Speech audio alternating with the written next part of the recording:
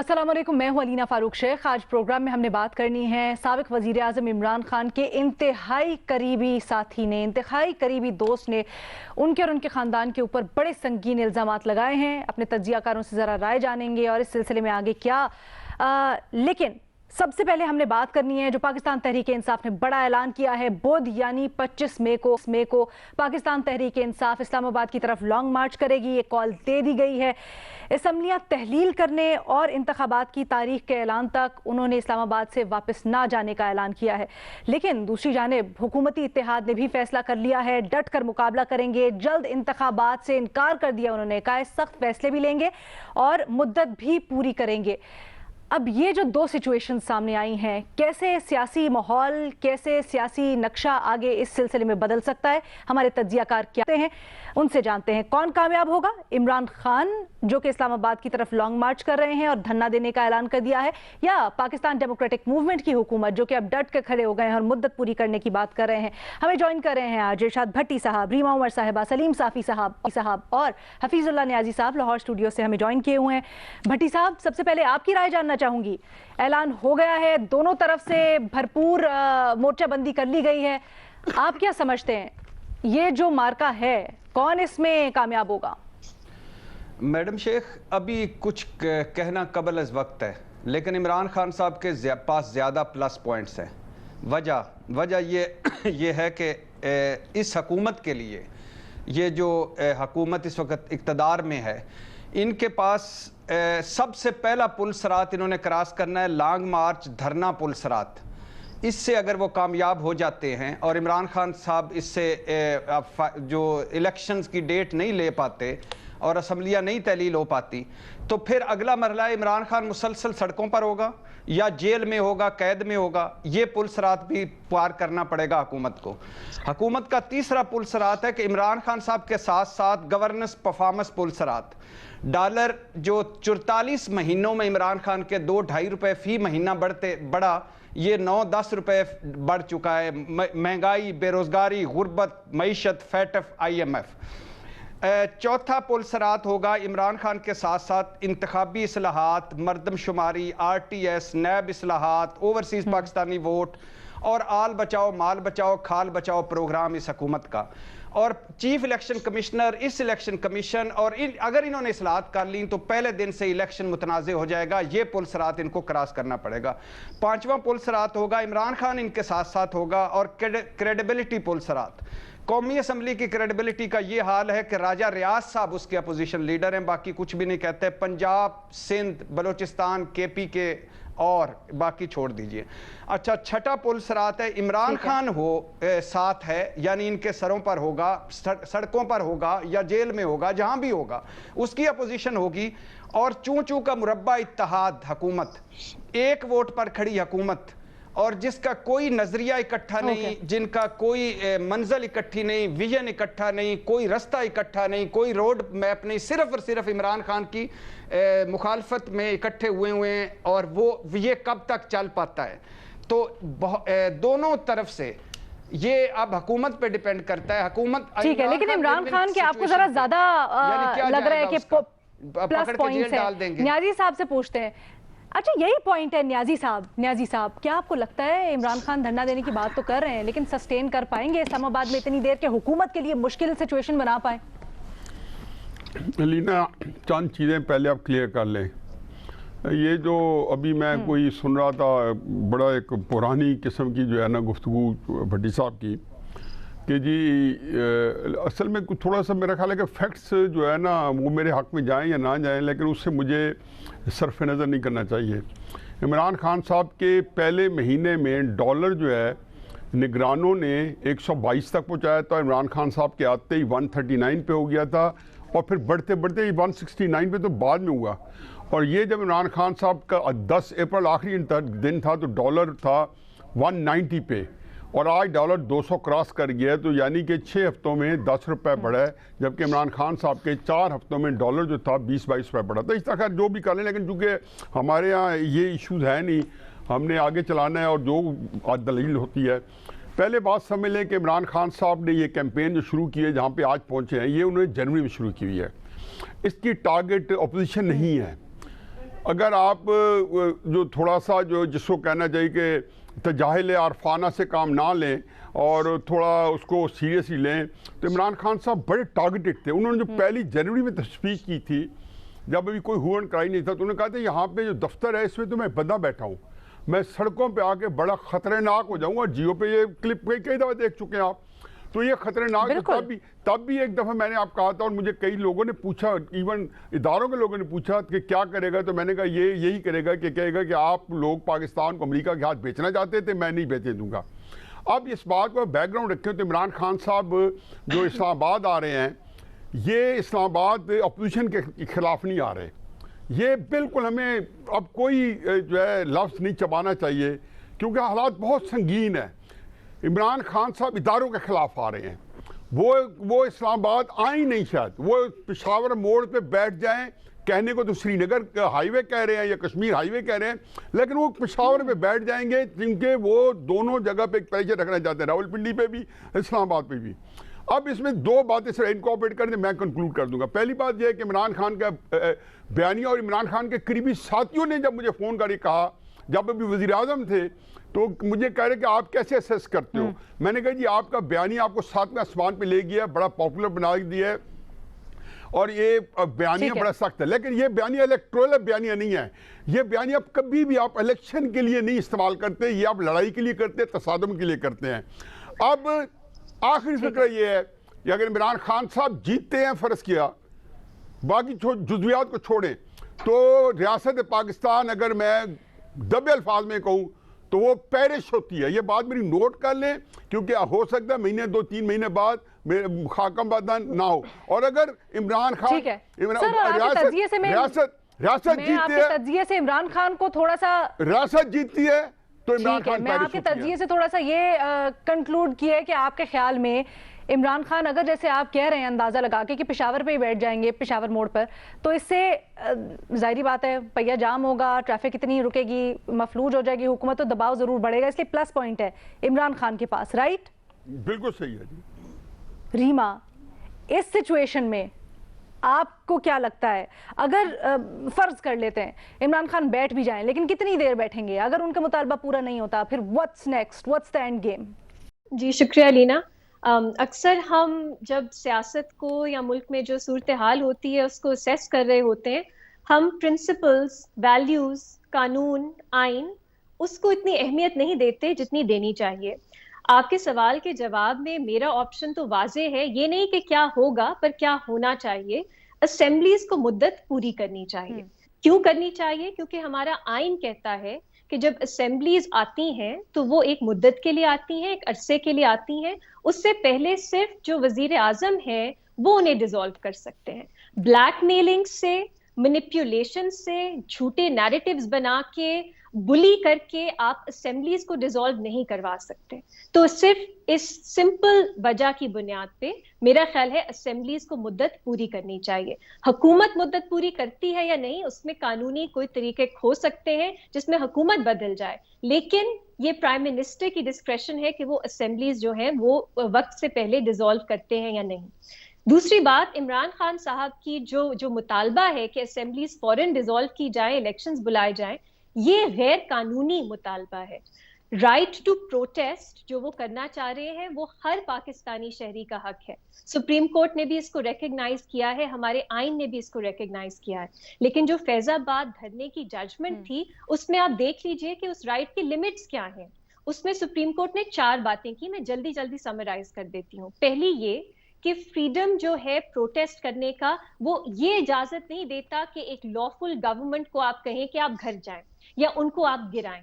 یہ supreme court کے الفاظ واضح ہیں اس ججمنٹ میں. دوسرا وہ یہ کہتا ہے آپ حکومت کے خلاف نفرت انگیز بیانات نہیں دے سکتے، اور یہ نہیں کہہ سکتے یہ میرا حق ہے. تیسرا وہ یہ کہتا ہے آپ کا جو رائٹ ہے وہ اور لوگوں کے جو حقوق ہیں ان کو انفرنج نہیں کر سکتا.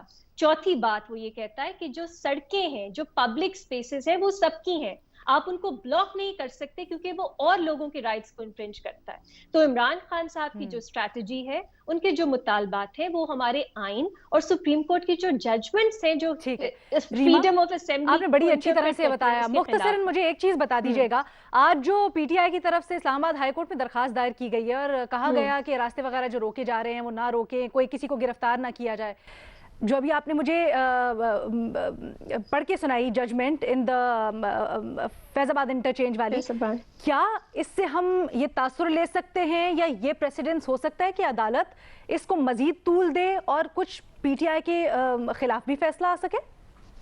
نہیں لینا, غلط, دو مختلف چیزیں ہیں. اگر آپ نے مارچ کرنی ہے, مختلف چیزیں کرنی ہے, آپ کر سکتے ہیں, لیکن مارچ کا ختم وہ کہاں ہوگی؟ اگر آپ نے دھرنا دینا ہے, آپ اور لوگوں کی ایکسیس, ان کی موومنٹ, سڑکوں پہ آپ کیمپ نہیں کر سکتے, یہ سپریم کورٹ نے کہا ہے. اور میں اس کے بالکل میں ایگزیکٹلی یہی پوچھنا چاہ رہی تھی کہ کیا اس نہج تک معاملہ جا سکتا ہے اس درخواست کے اندر ہی؟ اور کوئی اریسٹ نہیں آپ کر سکتے پریونٹیولی, اور کوئی آپ جو ہے موومنٹ نہیں روک سکتے, لیکن دھرنا روکا جا سکتا. سلیم صافی صاحب آپ کی کیا رائے ہے؟ اوکے, سلیم صافی صاحب آپ کی کیا رائے ہے؟ بڑے باخبر صحافی ہیں سر, ایک پریڈکشن کی ہے نیازی صاحب نے, آپ کی کیا کہتے ہیں سورسز, کون کامیاب ہوگا؟ نہیں دیکھیں, میرے خیال میں کامیاب اور ناکامی کا فیصلہ تو ابھی سے ہم نہیں کر سکتے, لیکن عمران خان صاحب کے مارچ کے اعلان یا اس کے وقت کے قریب آنے کے بعد حکومت کی ٹانگیں کانپنے کی بجائے مضبوط ہو گئی ہیں, اور آج یہ فیصلہ آ گیا ہے متفقہ طور پر کہ ہم, اس سے پہلے تذبذب تھا تو وہ تذبذب دور ہو گیا. رات کو مجھے اتفاق ہوا تھا زرداری صاحب سے بھی اور مولانا صاحب سے بھی ملنے کا, تو مولانا صاحب آرام سے آج عمرہ کرنے جا رہے ہیں, اور زرداری صاحب بھی بڑے مطمئن تھے, اور آج حکومت کی طرف سے بھی یہ خبریں آ رہی ہیں کہ جی انہوں نے اس کو کنٹینیو کرنے کا اور سخت فیصلے کرنے کا فیصلہ کر لیا. سر اس اطمینان کی وجہ کیا ہے جب اتنا بندہ آپ کے گھر میں آ رہا ہو, دارالحکومت آ رہا ہو, ٹانگیں تو تھوڑی بہت تو کانپنی چاہیے سر, کیا وجہ ہے اس اطمینان کی؟ نہیں, دوسری جو بات ریما نے کہہ دی نا کہ دیکھیں پہلے تو ہمیں تاریخ دیکھنی چاہیے. ریما نے تو آئین اور قانون کی بات کی اور بالکل درست بات کی, لیکن ہم عملی بات بھی اگر کریں تو اس سے پہلے عمران خان نے 126 دن کا دھرنا دیا تھا, اور وہ برائے نام ان کا دھرنا تھا, سر آئینہ ان کا عکس تھا, پس آئینہ کوئی اور تھا, اور وہ پس آئینہ ایسے لوگ تھے کہ جو آپ کو پولیس سے بھی بچا سکتے ہیں, جو آپ کے لیے باقی انتظامات بھی کر سکتے ہیں. تو اس کے نتیجے میں تو حکومت ختم نہیں ہوئی تھی. پھر عمران خان صاحب نے خود اپنے دور میں, مولانا فضل الرحمان صاحب دھرنا لے کے آئے تھے, وہ ڈی چوک کی اجازت خود عمران خان صاحب کی حکومت میں بند کر دی گئی ہے. اچھا, مولانا فضل الرحمان کے دھرنے میں اگرچہ انہوں نے یہ انشور کرایا تھا کہ کشمیر ہائی وے بند نہیں ہوا تھا, لیکن مولانا فضل الرحمان کے لوگ زمین پہ سونے کے عادی ہے, ان کو نہ گرمی کی پرواہ ہوتی ہے نہ سردی کی ہوتی ہے, ان کو ایک مذہبی وہ بھی ہوتا ہے. تو اس کے نتیجے میں تو عمران خان صاحب کی حکومت ختم نہیں ہوئی, اور خود میرے خیال میں عمران خان صاحب کو بھی یقین نہیں ہے, ورنہ آسان طریقہ تو یہ ہے نئے الیکشن کا کہ وہ آج خیبر پختونخوا اسمبلی توڑ دے, باقی تمام صوبائی اسمبلیوں سے استعفے دے دے. ادھر قومی اسمبلی میں جو استعفوں کا ڈرامہ کیا ہے, تو اس روز جسٹس عطیہ بن اللہ نے کہا کہ بھئی ابھی وہ ڈی نوٹیفائی نہیں ہوئے ہیں, تو اسپیکر کے پاس جا کے اپنے آپ کو ڈی نوٹیفائی کر لے, سینٹ سے نکلے.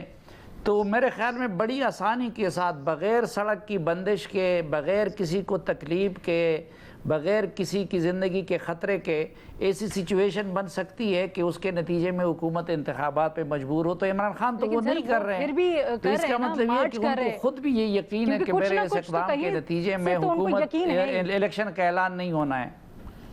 علینا میں ایک بات کر سکتا ہوں؟ تو پھر یہ کیا سر, اس سے تو بالکل نہیں صاحب, سر کیونکہ آپ گو کے پی ڈی ایم کا آپشن دے رہے ہیں صافی صاحب, جن جگہوں سے, لیکن اس سے تو اگر فیس سیونگ نہ ملی پی ٹی آئی کو, پھر تو ان کی سیاست اگلے الیکشنز میں آپ سمجھیں نیکسٹ ٹو نن ہوگی. न्याई साहब भी कुछ ऐड करना चाहते हैं? न्याई साहब जल्दी से। जी अलीना, पहली बात तो ये है कि जिन जगहों से उनको यकीनें मिलती थी उन जगहों के साथ तो इमरान खान ने उनके एहसानात का गालियों की सूरत में और ब्लैकमेलिंग की सूरत में जो बदला दिया तो वो तो न्यूट्रल हो गए हैं। ठीक है। और पहले उन सब वो कहते थे, कल तो खुद इमरान खान साहब ने भी कह दिया कि उनको न्यूट्रल रहना चाहिए। तो इमरान खान साहब ने जिन जगहों से उनको यकीनें मिलती थी, तो अब तो अगरचे पहले वो न्यूट्रल के बारे में कुछ और कहते थे, हमारा तो पहले दिन से मुतालबा था कि उनको न्यूट्रल रहना चाहिए, लेकिन कल इमरान खान साहब ने भी ये तस्दीक कर दी और ये मुतालबा कर दिया कि फौज को इस मामले में न्यूट्रल रहना चाहिए। अलीना, पहली बात तो ये है कि सर मैं न्याय साहब को जरा बात का मौका देते हैं, मुख्तसर न्याय साहब। मुझे डर ये है कि मावराए आईन जो है, जो रीमा उसको नोटिस करेंगी कि मावराए आईन कोई ऐसी सूरत ना हो जाए कि सारी सियासी जमातें जो है फारिग हो जाएं, क्योंकि इमरान खान साहब को फ़र्क नहीं पड़ता इस बात का, क्योंकि वो सियासी तौर पे एक उनकी मार है ही नहीं। मुझे ख़तरा ये है कि ये सब कुछ तसादम जो है, ये जो किया जा रहा है, ये मावराए आईन किसी तो आप हमारा आईन ना अंडरमाइन हो जाए कि पाकिस्तान तहरीक इंसाफ बातों को या मामलात को इस नहज पे पहुंचा रही है कि खुदा ना खास्ता अनार्की की सूरत हाल पैदा होगी। लेकिन जैसे हमारे पैनलिस्ट ने भी बात की कि अब ये हुकूमत का भी इम्तिहान है कि वो किस तरह से सारी सिचुएशन से डील करते हैं। अब एक छोटी सी हमने ब्रेक लेनी है, उसके बाद बड़ा अहम इशू जो हमने डिस्कस करना है। सो आफ्टर शॉर्ट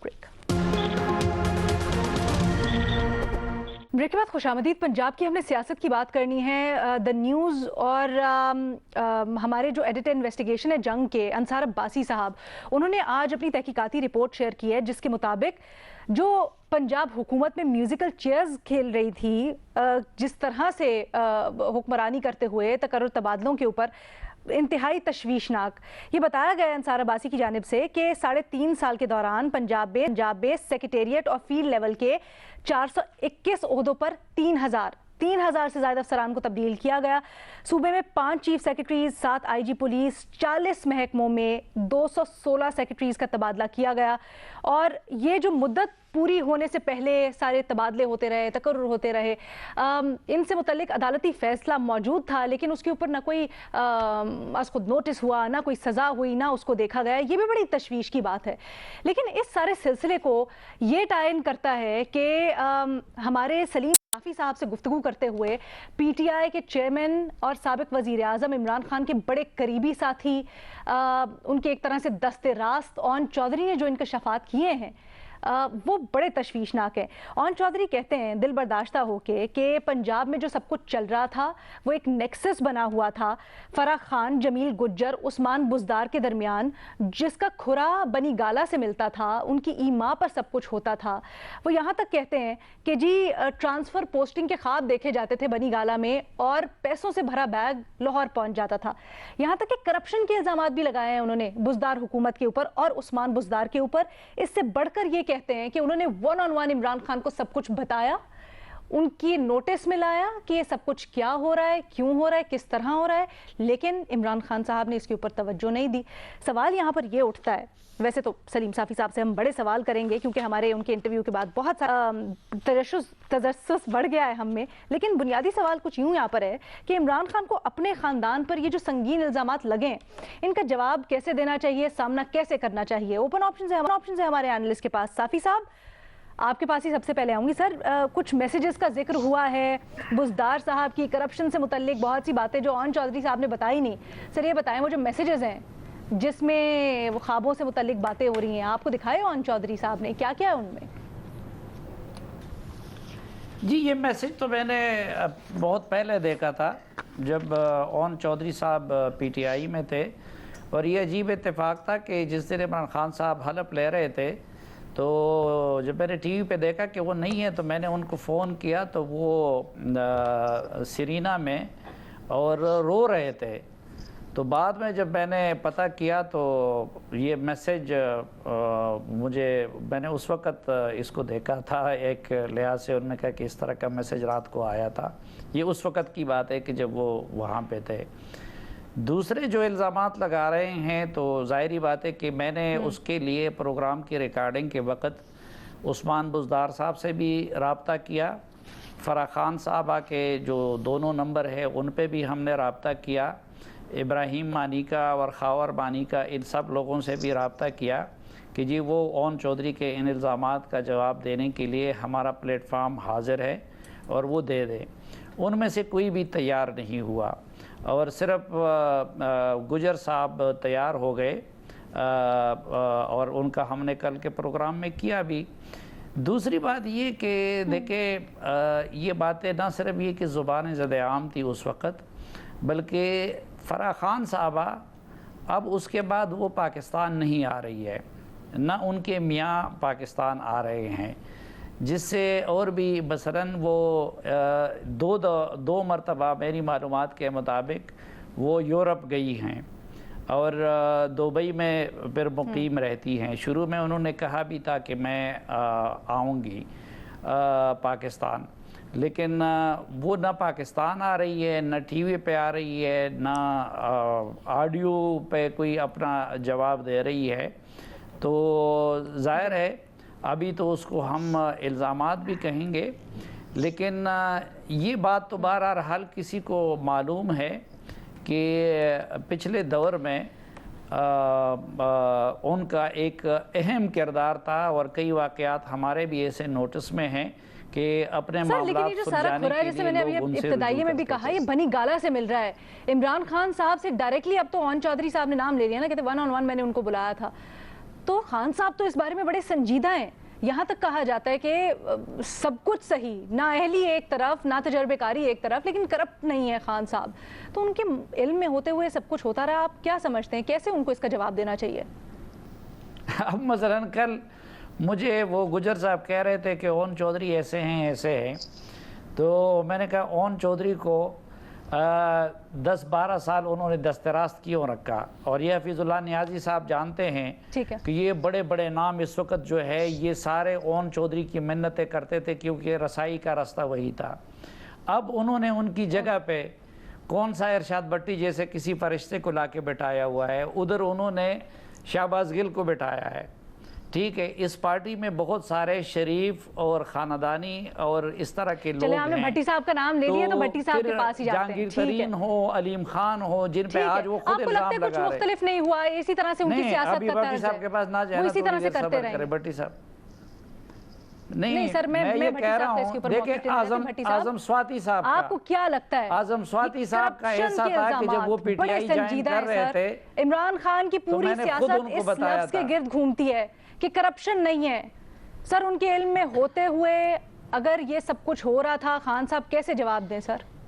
دیکھیے میڈم شیخ، تحریک انصاف کی 3.5 سالہ حکومت میں میرے بھائی سلیم صافی صاحب جب ہمارے ساتھ رپورٹ کارڈ میں ہوتے تھے تو وہ جب شہباز گل، فواد چودھری، شبلی فراز کا کوئی بات ہوتی تھی تو وہ کہتے تھے ان کو سیریس کیوں لیتے ہیں، یہ پتہ نہیں کہاں سے لوگ آئے ہیں، کدھر چلے جائیں گے، ان کو کیوں سیریس لیتے ہیں۔ لیکن آج اون چودھری کو ہم سیریس لیتے ہیں، میں تو اس وقت ان کو بھی سیریس لیتا تھا اور آج ان کو بھی سیریس لیتا ہوں۔ ایک سوال اون چودھری سے پوچھتے ہوئے پھر آپ کے سوال کے جواب پہ آؤں گا کہ اون چودھری صاحب یہ خواب کب آیا تھا بنی گالا میں، اور کب آپ کو بنی گالا سے کہا گیا تھا کہ اب آپ عمران خان کو چھوڑ کر شہباز شریف صاحب کے مشیر بن جائیں؟ اس خواب کا کوئی ٹیکسٹ میسج ہو تو وہ مجھ سے ضرور شیئر کر لیجئے گا، میرے عاجز کا نمبر آپ کے پاس ہوگا، پہلے ہی ہوگا، تو وہ فدوی کو وہ خواب بتا دیجئے گا۔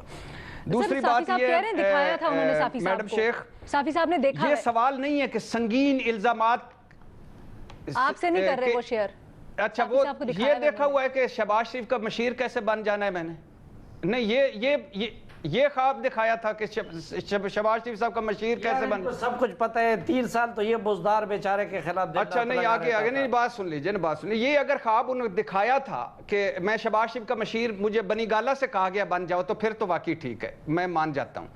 اچھا میڈم شیخ، دوسری بات ہے فرح گجر، توشہ خانہ، بزدار کرپشن، بنی گالا میں بیگ آنا، پنجاب میں میوزیکل چیئر، تقرری اور تبادلوں پر پیسے، اور جو ہم سن رہے ہیں یا سنتے آ رہے ہیں پاک پتن کا مانیکا خاندان، گجرانوالا کا گجر خاندان مطلب احسن جمیل گجر، تونسا کا بزدار خاندان، یہ سارے عمران خان کو کیوں جواب دینا چاہیے؟ حکومت موجود ہے، ادارے موجود ہیں، اس حکومت کا کہنا ہے کہ عمران خان مبینہ طور پر کرپٹ ہیں اور وہ انڈائریکٹ کرپشن ان تک جاتی ہے، تو اب یہ تحقیق کریں نا، اب کریں تحقیق. حکومت کو چاہیے کہ سب کو اکاؤنٹیبل کریں. فرا گجر کو بھی لائیں باہر سے, ایان علی کو بھی لائیں باہر سے, مقصود چپڑاسی کو بھی باہر سے لائیں, اور الطاف حسین چلے بھٹی صاحب آپ کا پوائنٹ آ گیا, نواز شریف, آپ کا پوائنٹ آ گیا. آپ کہتے ہیں گو کے ٹھیک ہے وہ رہے ہوں گے وفادار, لیکن اب کچھ فاؤل پلے کی بو آ رہی ہے بھٹی صاحب کو. ایک چھوٹی سی میری بات میڈم شیخ, ایک ٹھیک ہے بھٹی صاحب آپ کا پوائنٹ نوٹ ہو گیا. بھٹی صاحب میرے پاس وقت بڑا کم رہ گیا, میں نے ریما اور نیازی صاحب کی بات بھی شامل کرنی ہے. ان کو کرنا چاہیے نا اکراس دا بورڈ, اور خان صاحب کا سامنا کرنا نہیں بنتا. آپ آ گیا ہے, ایک چھوٹی سی بریک لینی ہے, اس کے بعد ریما اور نیازی صاحب کیا سوچتے ہیں جانیے ایک بریک کے بعد.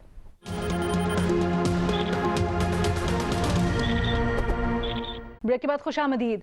ریما, جیسے ہم بریک سے پہلے بات کر رہے تھے, بھٹی صاحب نے کہا ہے کہ جی نیازی صاحب عمران خان نیازی صاحب کا جواب دینا بنتا ہی نہیں ہے, وہ کیوں جواب دیں, اور وہ کہہ رہے ہیں کہ جی یہ اب ٹھیک ہے وفادار ہوں گے لیکن فاؤل پلے کی بو آ رہی ہے اون چودھری صاحب کی اسٹیٹمنٹ سے. کیا رائے رکھتی ہیں آپ؟ علینا بھٹی صاحب کہتے تھے نا کہ یہ زرداریز اور شریفز جو ہیں ان کی کیا مال بچاؤ, چال بچاؤ, حال بچاؤ, پول بچاؤ, وہ جو پوری ان کی سپیچ تھی وہ ان کو شاید اب P T I, Imran Khan صاحب, بزدار صاحب کے لیے بھی وہی استعمال کرنا چاہیے, کیونکہ ان کا جو پورا نیریٹو ہے امریکی سازش کا, یہ بھی لگتا ہے یہ اسی کے لیے ہے. آل بچاؤ, چال بچاؤ, مال بچاؤ, کھال بچاؤ, کیونکہ یہ وہی لوگ سمجھتے ہوں گے کہ کرپشن نہیں ہوئی پچھلے 3.5 سال میں.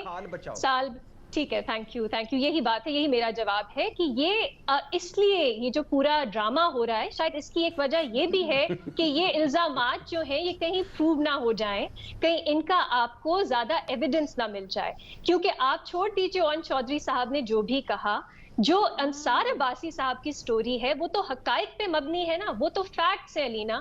1100 secretaries, director generals, commissioners, deputy commissioners, 1900 senior police officers including D I Gs, C P Os, D P Os, یہ کیوں ٹرانسفر ہوئے؟ سپریم کورٹ کی ججمنٹ ہے نا انیتا توراب کا کیس کہ آپ ٹرانسفر نہیں کر سکتے کسی وجہ اگر نہ ہو, وہ بھی بہت ٹھوس ثبوت نہ ہو, ٹینیئر پورا کرنا چاہیے افسران کو, تو یہ کیوں ٹرانسفر ہوئے؟ عمران خان صاحب کو پتا تھا نا, انہوں نے بزدار صاحب کو لگایا تھا, انہوں نے کوئی ایکشن کیوں نہیں لیا؟ 3.5 سال حکومت میں تھے نا. تو یہ جو ہے اس کو آپ یہ نہیں کہہ سکتے. ویسے تو جو بھی پی ٹی آئی میں رہے, باہر جا کے الزامات لگائے, اب یہی کہتے ہیں جہانگیر ترین صاحب ہو, علیم صاحب ہو, خان صاحب ہو, اکبر ایس بابر ہو, ان کے سب قریبی ساتھی یہی الزامات لگاتے ہیں, پھر وہ کہتے ہیں نہیں عمران خان صاحب کو تو ان کا نہیں پتا تھا. تو یہ اب نائیوٹی ہوگی, یہ اگنورنس ہوگا کہ کرپشن, وہ کرپٹ نہیں ہے, باقی سب کچھ ہے. وہ کرپشن کے ایلیگیشنز ان کے خلاف شروع سے بہت سنگین تھے, اور اب اس حکومت کو تحقیقات کرنی چاہیے. ایک آخری چھوٹا سا پوائنٹ, بھٹی صاحب کہتے ہیں آپ عمران خان کو تحقیقات کرنی چاہیے, حکومت جواب دے گی. نہیں, ایک سیکنڈ, تو آپ مریم نواز شریف سے کیوں جواب مانگتے تھے؟ آپ شہباز شریف سے کیوں جواب مانگتے تھے؟ آپ نواز شریف سے کیوں جواب مانگتے تھے؟ یہ حکومت تھی نا پچھلے 3.5 سال میں. Very good point, well made. میں بھٹی صاحب سے اس کا جواب لینا چاہوں گی, لیکن اس سے پہلے میں نیازی صاحب کی رائے جانوں گی. نیازی صاحب مختصراً. پہلی بات تو یہ ہے کہ میں بیک ٹو بیک 2 بہترین اپنی زندگی کے جو ہے نا جرگہ کے انٹرویو پر سلیم خان کو سلوٹ کرتے ہوئے درمیان بیٹھے ہیں. یقین جانو کہ میسمرائزنگ تھے, دونوں بڑے امپورٹنٹ تھے, اور دونوں نے اپنا علیحدہ پرسوں بھی اور کل رات کو بھی بڑا علیحدہ تاثر چھوڑا. دوسری بات یہ ہے کہ میں ہمیشہ کہتا رہا ہوں کہ یہ پاکستان کی تاریخ کی سب سے بدترین کرپٹ حکومت ہے, اور ثبوتوں کے ساتھ. فرام ڈے, مہینے کے بعد جب آپ وزیر صحت نکالتے ہیں بلینز آف روپے کے اسکینڈل کے بعد, اور پھر ایک سیریز ہے کہ جو روزانہ آگ پہ آتی ہے. تیسری بات یہ ہے کہ تحریک انصاف کے سارے بندوں کو کنسنسس ہے کہ ہماری حکومت کے اندر رشوت اور کرپشن جو تھی وہ پیک پہ تھی. باقی آ گیا اون چودھری, میں اس بارے زیادہ نہیں کہوں گا. اون چودھری عمران خان کا سایہ تھا, کسی کو اندازہ ہی نہیں ہے کہ اون چودھری کیا امپورٹنس تھی. اب بات آ جائیں کہ جو میرے لیے تو یہ جو تبادلے مجھے ایک بڑی یاد آ رہی ہے, اور وہ سپریم کورٹ کا ابھی D G F I S Sanaullah اللہ عباسی پہ نوٹس لینے کا کہ 3000 تبادلے 421 پوسٹ کے اوپر ہوئے ہیں. اس سے اور پھر نیب کا اس ویڈیو کے بعد اس کو ایکسٹینشن دینا, یہ تو پاکستان کے ساتھ 3.5 سال جو کرپشن کا مس گورننس کا جو کھلواڑ ہوا ہے मेरा ख्याल है कि अच्छा भट्टी साहब ये कहते हैं, भट्टी साहब थोड़ा सा फाउल प्ले कर रहे हैं, लेकिन एक बड़ा एक्सीलेंट जो आप लोगों ने पॉइंट रेज किया, मैं चाहती हूँ भट्टी साहब से जाते जाते जवाब ले लें। भट्टी साहब, उनको जवाब देना चाहिए। एक मुकदमा कर दें, नैब में कर दें, FIA में कर दें, उनको बुला लें, मैं फिर साथ मिलके कहूंगा कि इनसे हिसाब लो। हवाई फायरिंग ना करो। फरागोगी 33 मरतबा, फलाना 33 मरतबा। मरियम कन्विक्टेड है, नवाज शरीफ कन्विक्टेड है, शहबाज शरीफ के खिलाफ मुकदमे हैं, उनसे पहले हमने कभी कुछ नहीं बोला। इनके खिलाफ मुकदमे कायम करें, हम आपके साथ हैं। कर लेंगे, हो जाएंगे। ठीक है, हमारे तज्जियाकारों की राय आपने जानी, लेकिन जाने से पहले एक इंतहाई अहम पैगाम। हम पोलियो पर काबू पाने के बहुत करीब पहुंच गए थे, लेकिन फिर बेहतियाती हुई और इस साल अभी तक 5 महीने हुए हैं, 3 केसेस सामने आ चुके हैं। ये मालूम हुआ है कि पोलियो के कतरों के बाद जो बच्चों की उंगलियों पर निशान लगाए जाते हैं, वो निशान जाली तौर पर लगाए जा रहे हैं। लेकिन क्या आपने ये सोचा है कि ये धोखा आप किसी और को नहीं, अपने बच्चों को, उनकी सेहत को दे रहे हैं? तो खुदारा जाली निशान ना लगाएं, अपने बच्चों को पोलियो के कतरे पिलाएं, उनको जिंदगी भर की माजूरी से बचाएं, अपना मुस्तकबिल, अपने बच्चों का मुस्तकबिल महफूज बनाएं। इजाज़त दीजिए, अल्लाह हाफिज़।